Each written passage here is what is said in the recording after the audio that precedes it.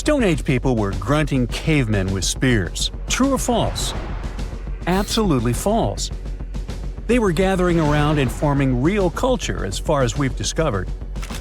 In Turkey, scientists uncovered a 12,000-year-old mystery that's revising history. It's a sophisticated cosmic calendar made out of giant stone temples that may actually be a warning from the stars. We're talking about Göbekli Tepe. This prehistorical site predates even Stonehenge, our classical stone ring circle, by 6,000 years. And it upends why we think Stone Age civilizations emerged and thrived. Here's how this discovery could change our collective history. Around 10,850 BCE, a massive comet, or better yet, a bunch of comet fragments, smashed into Earth. The skies darkened, the temperature dropped, big animals vanished, and it kicked off a mini ice age that lasted over 1,200 years. What's now a place called Göbekli Tepe was home to a group of humans who survived this entire chaotic event.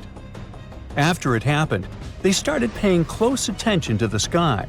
As a way of trying to control time a little bit more, they tracked the movements of the sun, the moon, the planets, and comets. This in turn led them to build a huge lunisolar calendar, the first one in the world.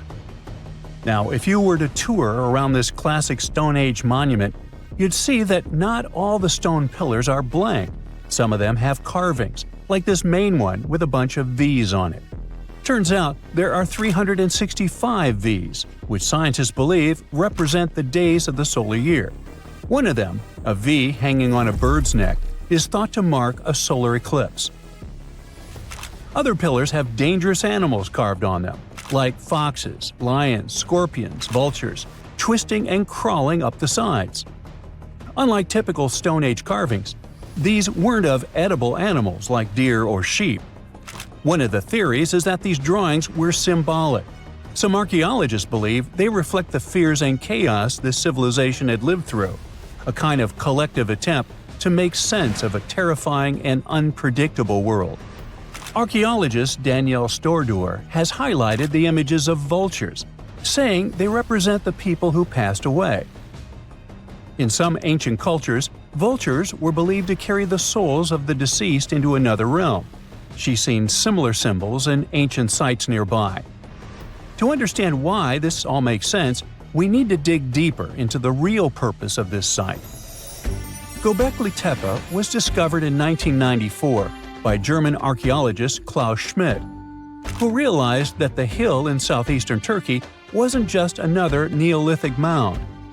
Underneath it, his team uncovered massive stone circles supported by pillars weighing up to 20 tons. Radiocarbon dating puts the site at around 12,000 years old, making it the oldest known ceremonial structure ever built. I mean, it predates the Egyptian pyramids by over 7,000 years. This discovery shocked the archaeological world. At the end of the Ice Age, humans were supposed to be nomadic, surviving off wild plants and animals, not building sacred complexes with symbolic art, and giving birth to what we now classify as civilization. We usually think civilization starts with farming, then villages, then crops. But this site suggests something more surprising. Early humans may have come together not to grow food, but to worship. Schmidt found no signs of homes, hearths, or permanent settlement, just stuff used for rituals and gatherings. This has led researchers to believe that spirituality and communal rituals came first and that farming followed. Because to build something this massive, you'd need hundreds of people working together, which in turn would have sparked the need for food, organization, and social structure.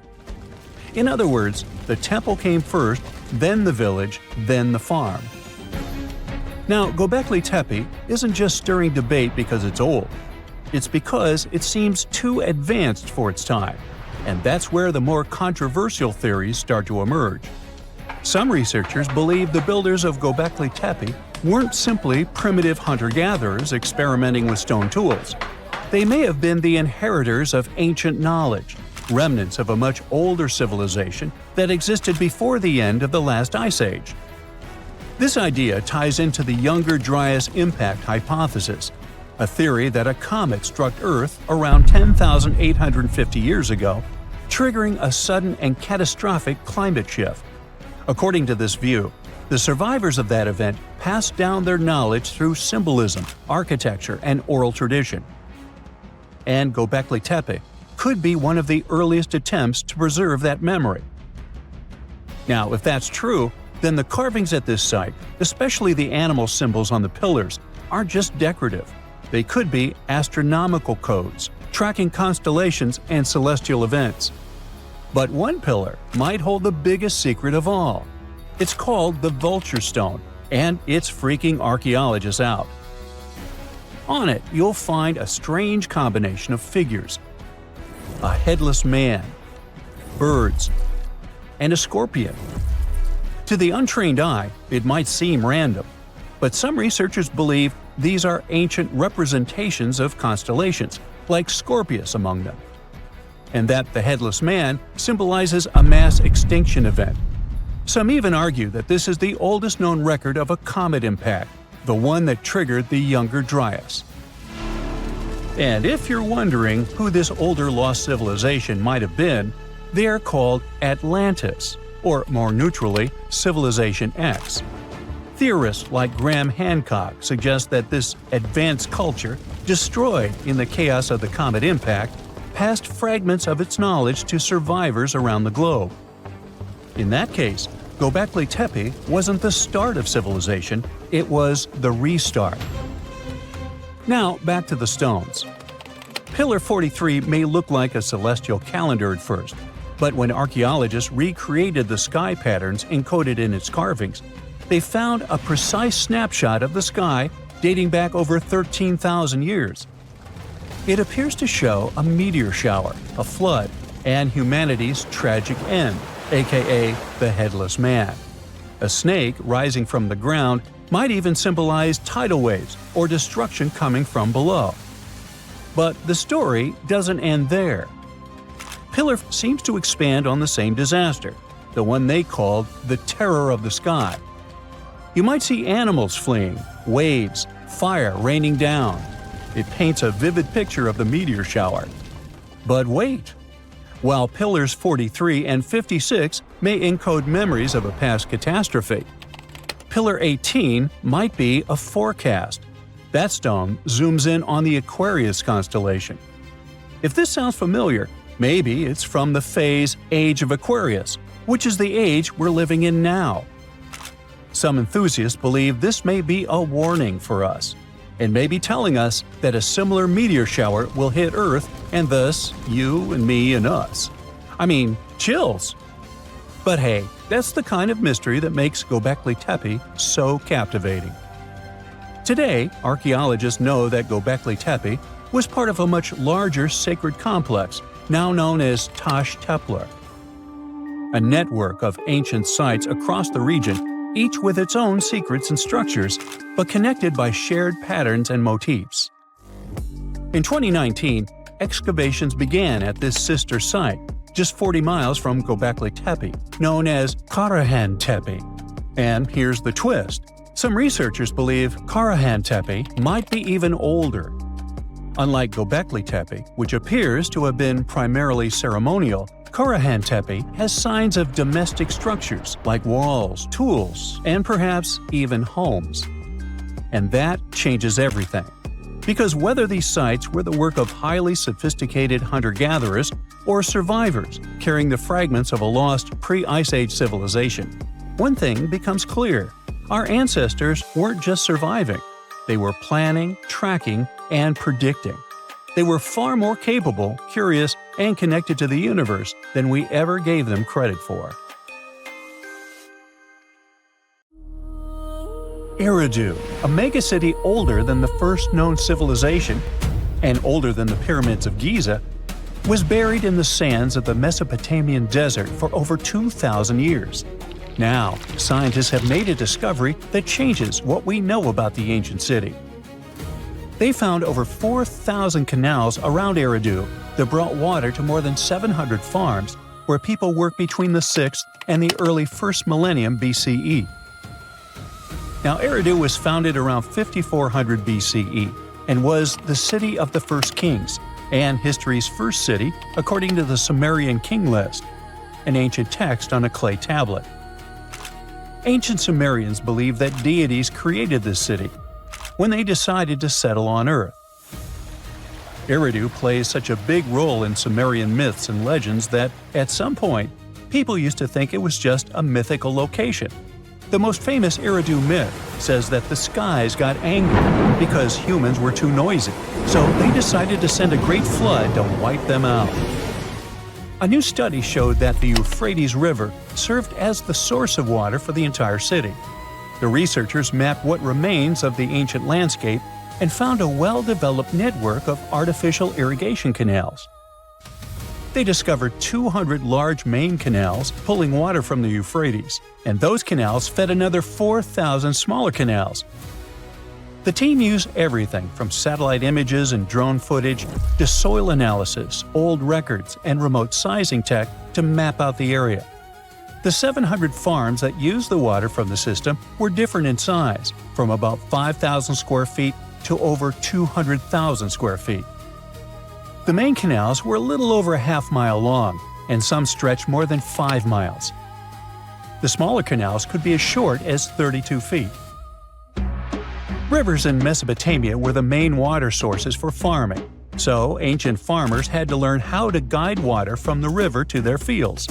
It all started with simple methods, like digging small canals, but over generations, they learned how to build massive canals up to 62 miles long. The Euphrates itself helped the farmers. Water was moving thanks to gravity down its elevated riverbanks, and natural breaks in the banks let it spill onto the land. Researchers aren't sure when each canal was in use, and it's unlikely that all 4,200 canals were active at the same time during that long period. Now, Eridu used to be an important religious and trade center because of its strategic location on the Persian Gulf. Its economy mostly had to do with fishing, thanks to the Euphrates River. Researchers found fishing nets and weights and whole bales of dried fish at the site. And there were even models of reed boats, the earliest physical evidence we have for constructed boats anywhere. The city was thriving until people abandoned it around the year 600 BCE, and scientists still aren't sure why they did it. The local residents, plus the visiting pilgrims and merchants, had just exhausted all the resources of the land.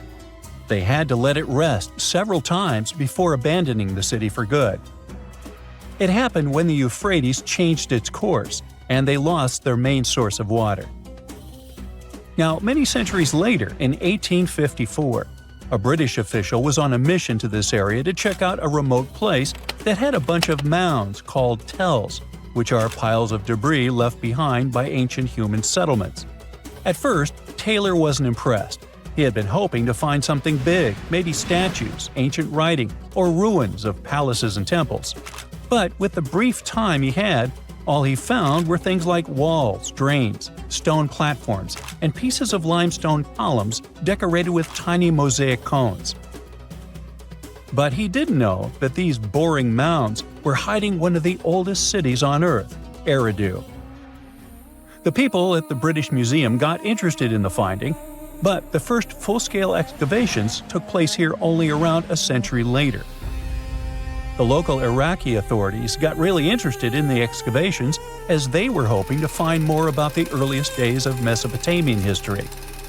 So they focused on Mound 1, a massive tell as tall as an 8-story building. Soon they uncovered part of an unfinished step pyramid from the end of the 3rd millennium BCE. As they dug deeper, they found layers of human life going back in time.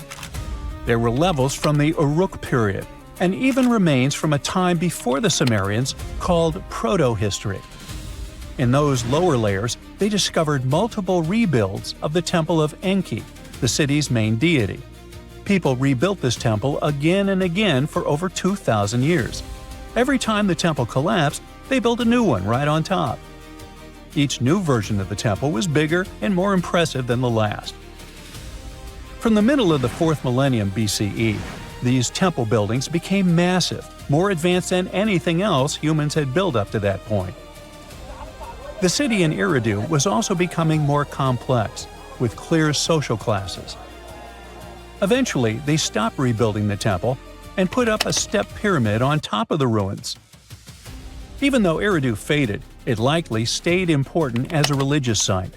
Archaeologists found pottery from the 2nd and 1st centuries BCE during excavations, although there were no signs of houses. The Sumerians were an innovative civilization, as you can tell. By 1500 BCE, they invented the cedar plow, a tool that let farmers plow and plant seeds at the same time, using animals like oxen to pull it. This gear even came with instructions. Ooh. The Sumerian Farmer's Almanac gave farmers advice on how to grow more crops with proper tilling and irrigation. These smart farming tricks helped feed more people, which led to larger cities, an organized ruling system, and more focus on religion. And as their cities expanded, so did their work in writing, math, and spiritual life. 5,000 years ago, the Sumerians had already produced cuneiform, one of the first writing systems in history. So another recent find from the same part of the world proves that bureaucracy existed already 4,000 years ago. Archaeologists found ancient administrative tablets in another ancient Sumerian city. These clay tablets are the oldest solid proof we have of the world's first empire, the Akkadian Empire.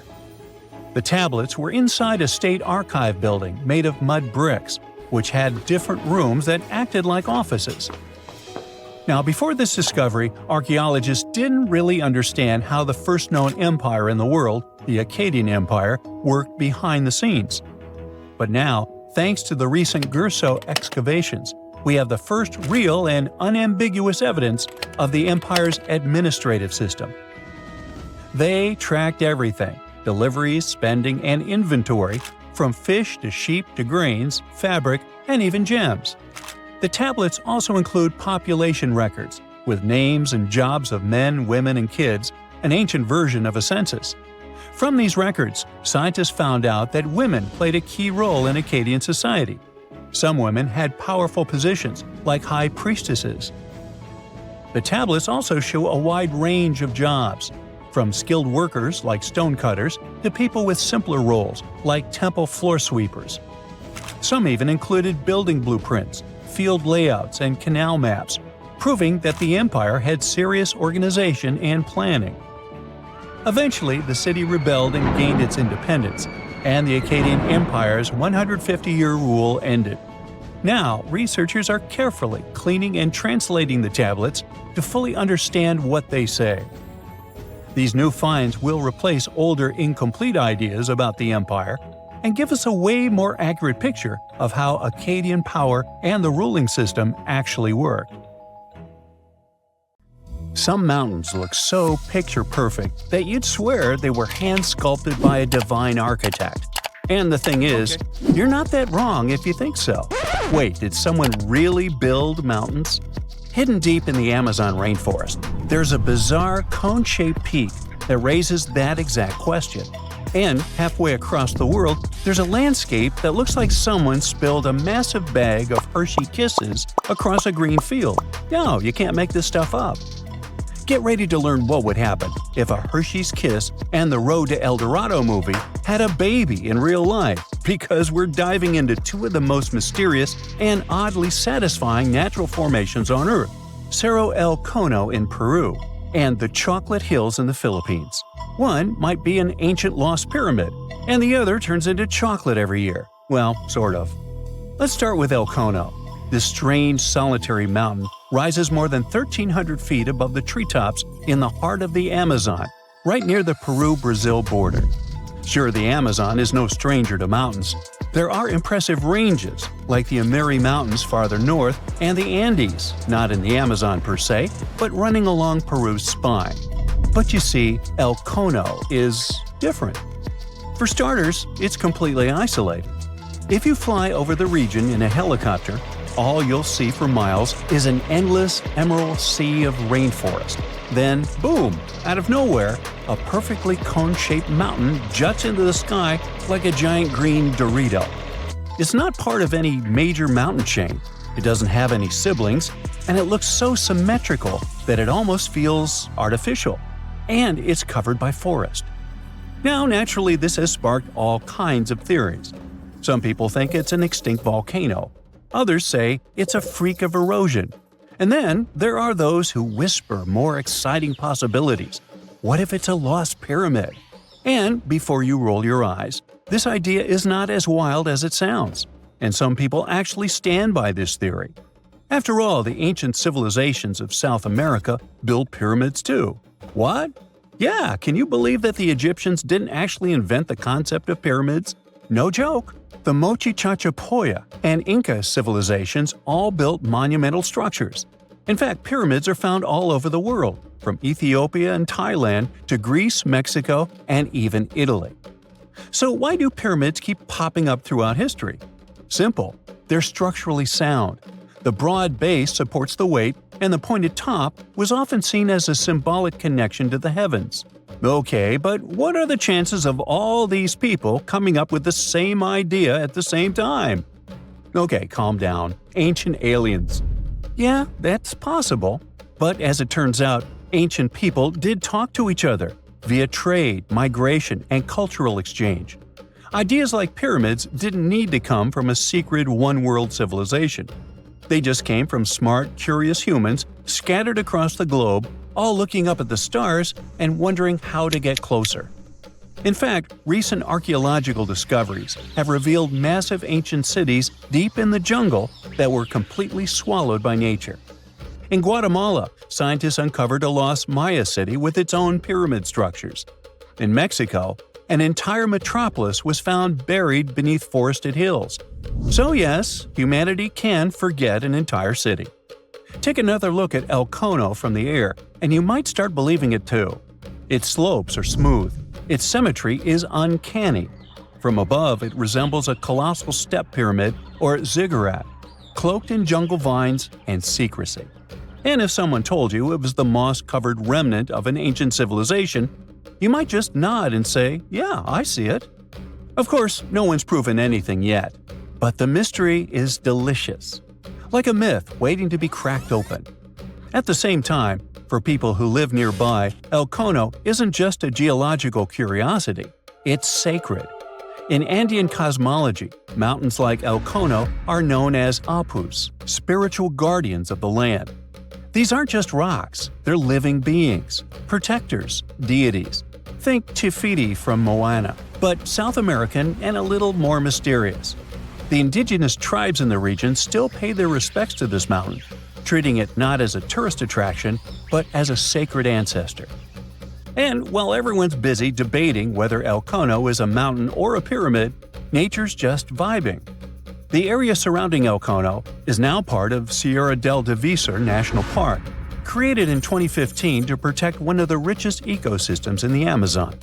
We're talking about rare plants, hundreds of bird species, many types of monkeys, and endangered animals like jaguars, giant armadillos, and even tapirs, the jungle's adorable pig-elephant hybrid. And yes, there are caves, springs, and even undiscovered ruins hidden deep in the forest around El Cono. So, what is El Cono really? Some geologists think it's likely a volcanic cone based on its shape. That's the official word from UNESCO anyway. Others argue it's a rare example of erosional geomorphology, a fancy way of saying wind, water, and time teamed up to carve a perfect mountain out of the landscape. Like geological origami, shaped by millions of years of natural forces. But the truth is, we don't know. Not for sure. Not yet.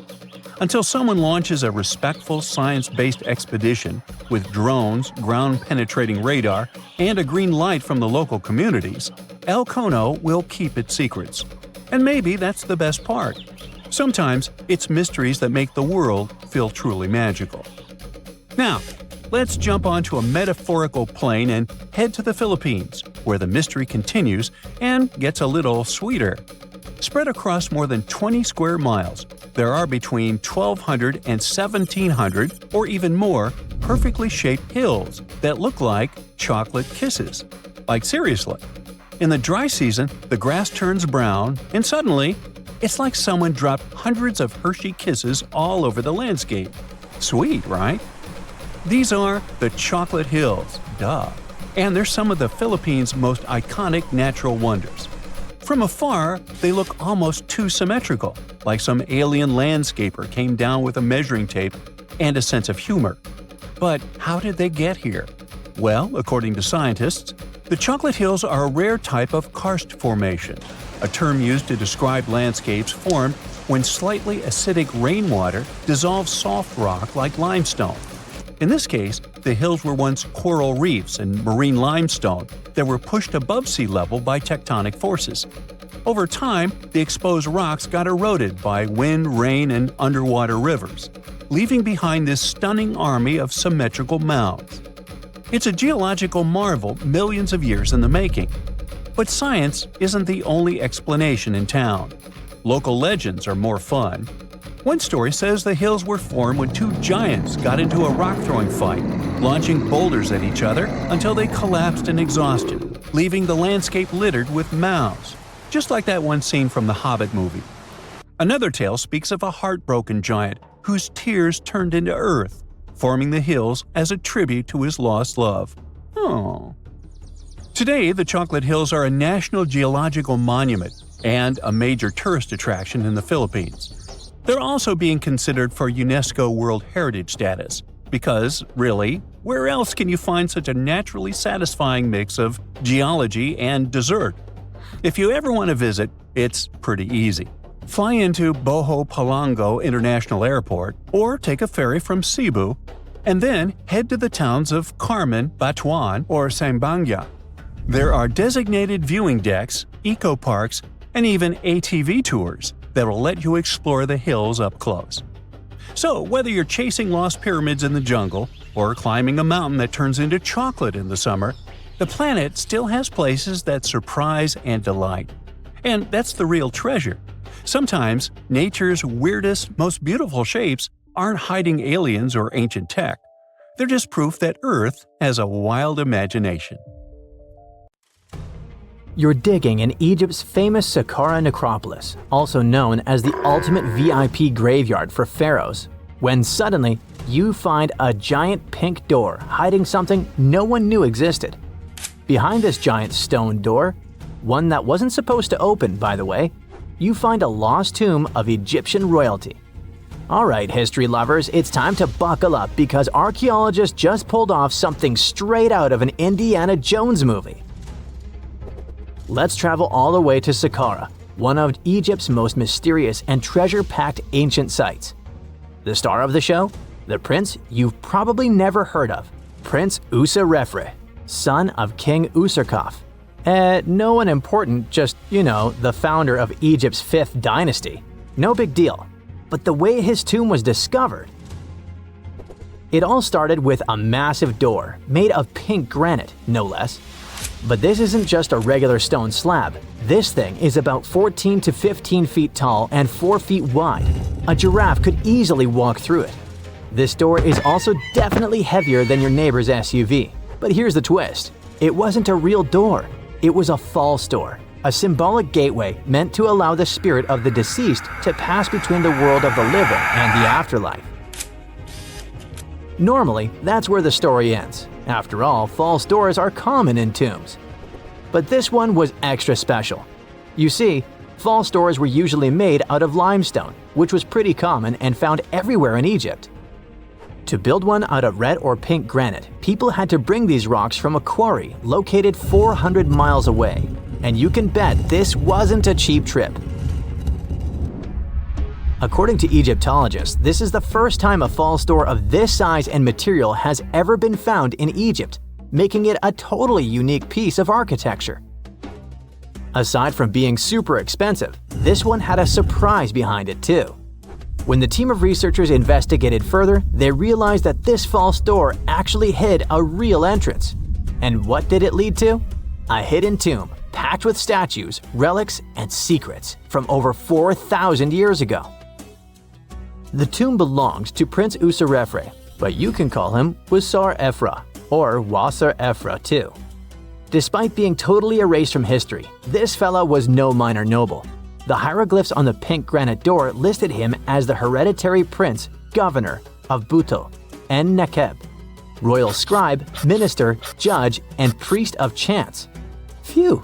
He was like the ancient Egyptian version of Daenerys Targaryen. These inscriptions not only identify his political and religious roles, but also suggest he held significant power in Lower and Upper Egypt, bridging both regions through his titles. One title in particular, the Priest of Seker, links him to the deity of the necropolis, the one with the falcon head. This god was the patron of the living and god of the dead at the same time. So I guess the Forgotten Prince was sort of a big deal, considering that his tomb was placed in such a prestigious location within Saqqara. What's even more mysterious is that Prince Userefre doesn't appear in official king lists or royal family trees, which makes us wonder if he passed away before he could rule, or if his legacy was deliberately erased in one of ancient Egypt's classic political dramas. Some scholars now believe his erasure might be connected with shifting religious or political power struggles during the early 5th dynasty, especially as his father Usarkaf was reshaping Egypt's religious order. And speaking of his father, King Usarkaf was a total game changer. He wasn't just the founder of the 5th dynasty, he also kicked off a religious revolution by promoting the sun god Ra over older deities.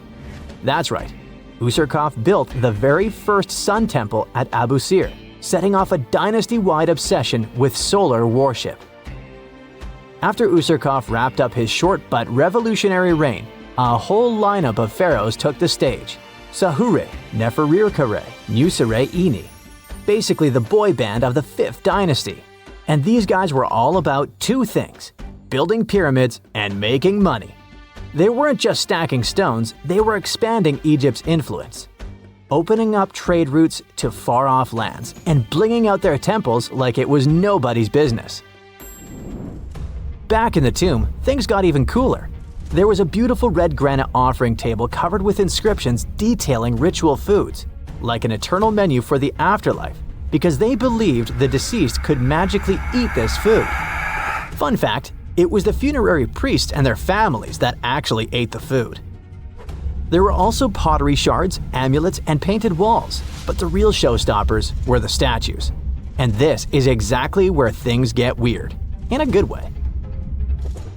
The team found statues of King Djoser, the guy who built Egypt's first pyramid, his wife, and their 10 daughters, inside Prince Userefre's tomb.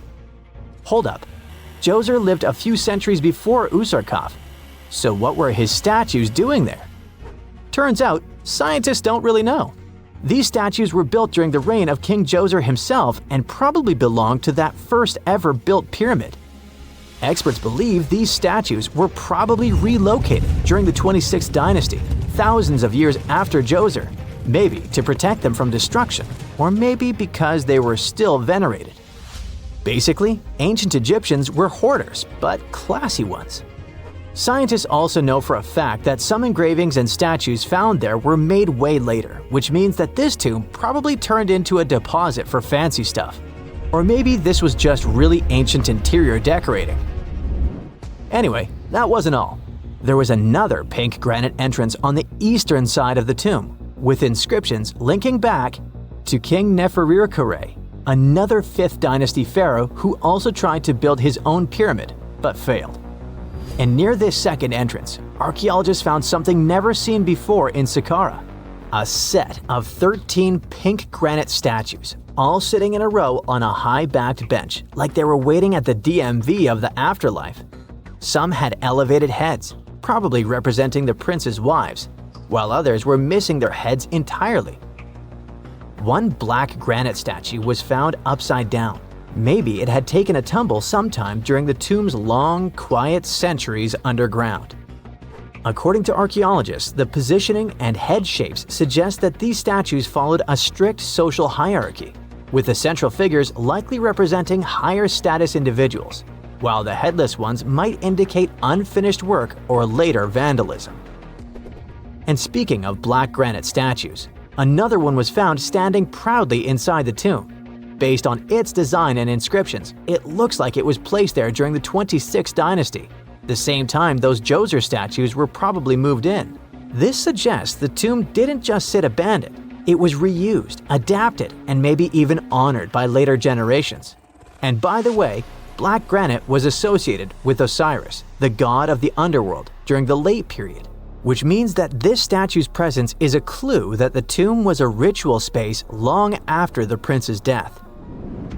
All of this, giant granite doors, surprise statues, reused tombs, adds up to a truly thrilling find. Prince Userefre may not be a household name yet, but his tomb is now one of the most fascinating ever found in Saqqara. It tells a story not just of the Old Kingdom, but of how ancient Egyptians kept connecting to their past, even thousands of years later. So, what does it all mean? Why hide a tomb behind a fake door? Why pack it with statues from different eras? And who exactly was Prince Userefre? These are the kinds of mysteries that keep archaeologists digging and keep the rest of us fascinated. In the end, this discovery isn't just about one tomb, it's about how much is still waiting beneath the sands of Egypt. As more gets uncovered, we're reminded again and again that ancient history isn't gone. It's just sleeping behind massive pink granite doors.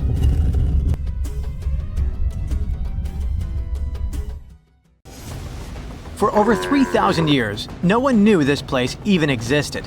And then, out of nowhere, archaeologists digging near Alexandria uncovered something absolutely shocking: a forgotten Egyptian city. This place is buried under Greek ruins, hiding secrets that could rewrite the history of pharaohs and their armies. And one of the artifacts, which looks like a simple wine jug, changed everything.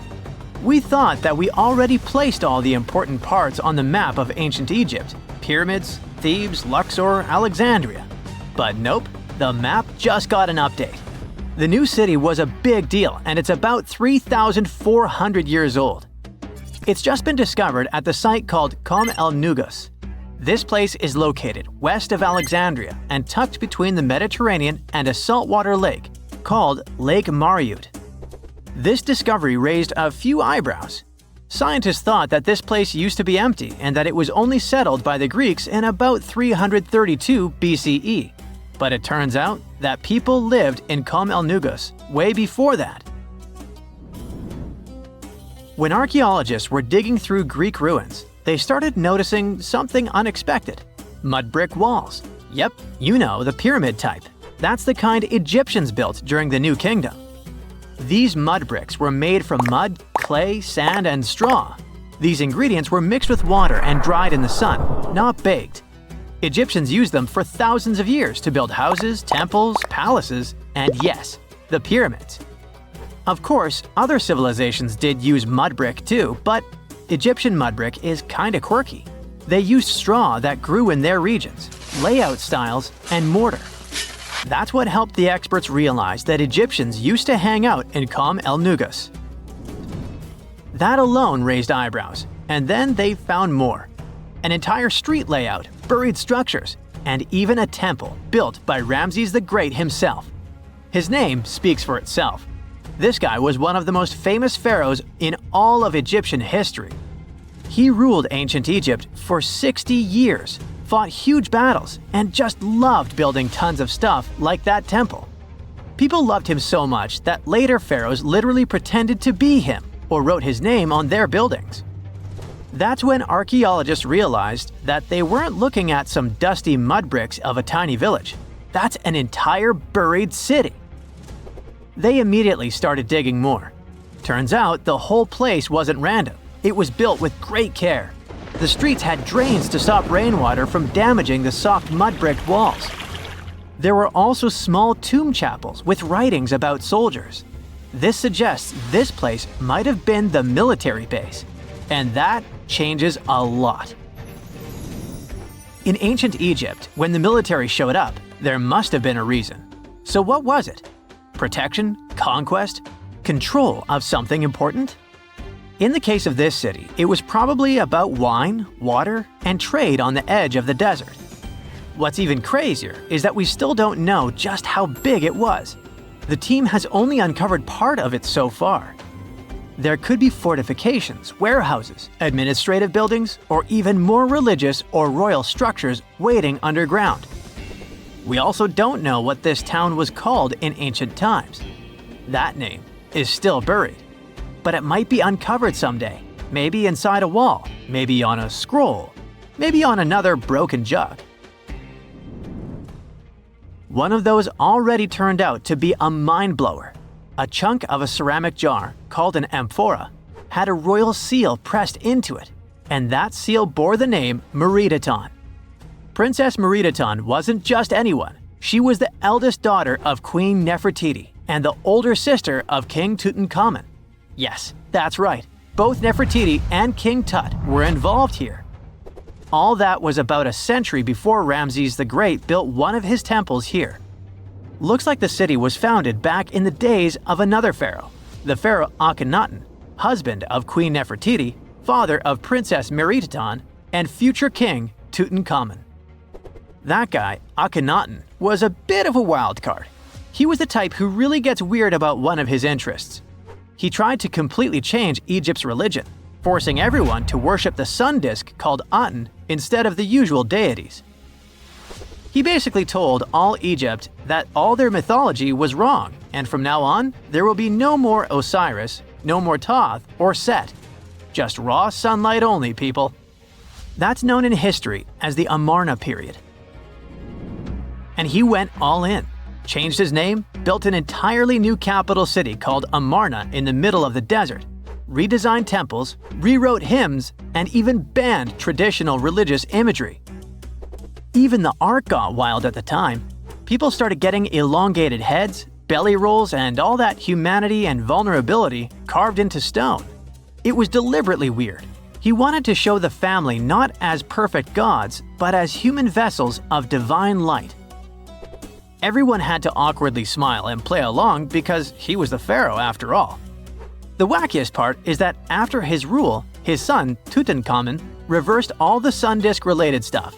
He literally changed his name from Tutankhaten, which means living image of the Aten, the sun disk, to Tutankhamun, which means living image of Amun, one of the great older deities. King Tut brought back the old deities, reopened the temples, and erased as much of Akhenaten's legacy as possible. Looks like his family didn't really like the sun cult after all.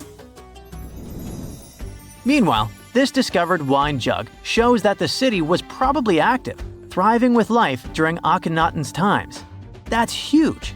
Up until now, there was no clear evidence that his radical ideas and projects extended all the way to the north. The jug also shows that vineyards and wine production reached all the way to the north in ancient Egypt.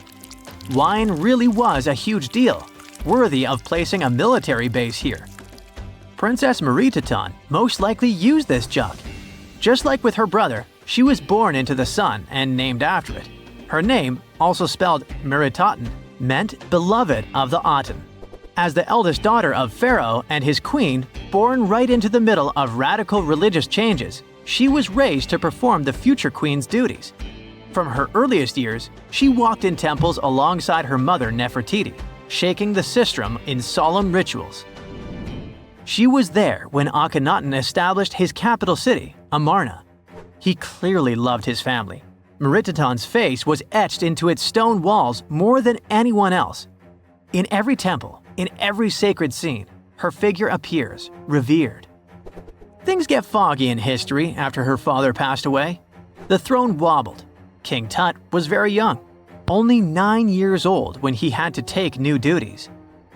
Meritaton seemed to have been a brief step between her father and her younger brother. She married someone called Smenkhkare. History isn't even sure who that mysterious man was. Could have been a puppet, a phantom king in a crumbling dynasty. May have even been her brother. Whatever the truth was, these two took power and ruled together for a while. Meritaton got the title of the Great Royal Wife, a title of immense power. But Smenkhkare was a very short-lived ruler. He passed away just in about a year. There are some speculations among historians that Merenidton was the actual ruler, the informal female pharaoh, because her brother was too young. Some theories say that she raised Tutankhamun and became a sort of queen regent, mentoring the child who would be used to restore the old order. But all this is unconfirmed. It's very hard for historians to find information about that time because the Amarna period was later condemned. The successors wanted to wipe away Akhenaten's heresy and everything attached to it. This included Merenidten. So even if she ruled, even if she mothered Tut, they tried to bury her in the sands of history. In any case, perhaps this new uncovered city will tell us more about the mysteries of the Amarna period, one of the most chaotic periods of ancient Egypt.